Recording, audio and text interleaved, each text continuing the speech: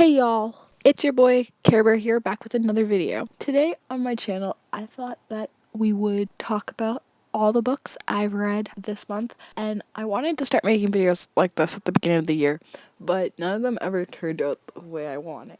So yeah, that's why I'm starting with August instead of January, but hopefully next year I can do some more bookish content because I'm a huge book nerd, for those who do not know.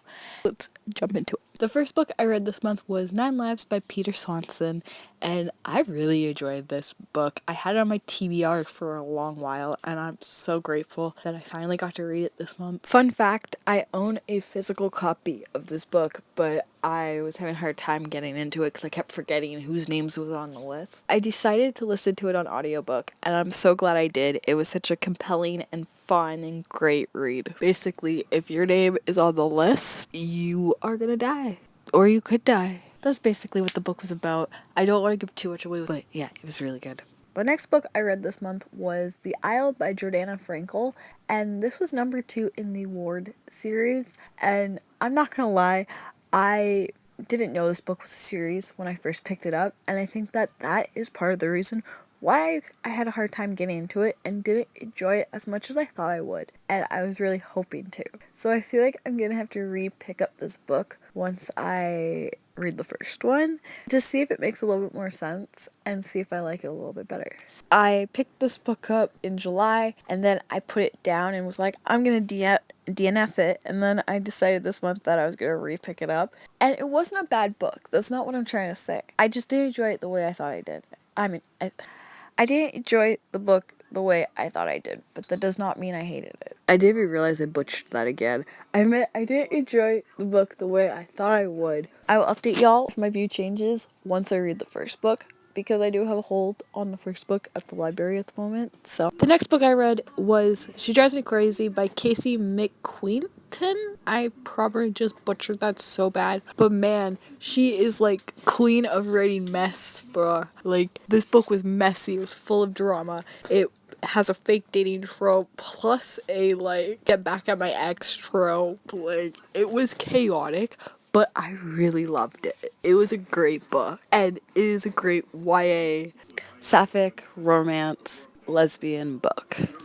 We have a main character, Scotty, who is trying to get over her toxic ex, and she also wants to rise a little bit in the school ranks, and she's chaotic. I don't fully agree with like her scheme and the way that she kind of put this scheme together, and she was trying to make it sound like she wasn't trying to out Irene, but when you put more thought into your plan, ain't that what you're doing, Scotty? Forcing her to come out of the closet? Another critique that I have is the lack of the word lesbian. Lesbian is not a dirty word. The next book I read this month was What Happened to Ruthie Ramirez by Claire. I'm so scared to pronounce her last name wrong, but it was a really good book. I was worried because in the beginning I was like, am I gonna be able to like this book? Am I gonna be able to get into it? And I can definitely say I was able to. And it was kind of a random pickup.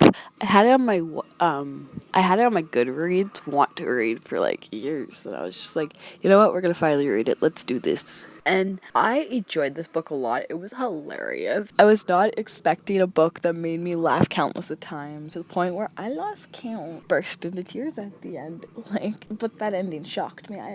I knew it was coming, but I was holding out hope, just like the characters. This book is about a Puerto Rican family whose daughter/sister goes missing. It's mainly in the sister's point of view, but we also see the mother's point of view as well throughout the book. And the two sisters are watching a show, and they see somebody who looks very similar to their sister Ruthie, and they track her down, and it's a crazy book. It's also like, and then I read Elliot Page's book Page Boy. I'm gonna try not to go into fanboy mode too much talking about it, and I have been wanting to read this since it came out, and I finally obtained a copy of this book. It was an amazing experience, and I really related a lot to Elliot Page. I love Elliot Page as an actor and as a person. I felt really connected to the book. There was like 1 or 2 things that I did wish, but other than that, like, it sucked me in, and I read this book in like 2 days. Like, I wish that he wrote dates for things or just kept things in order,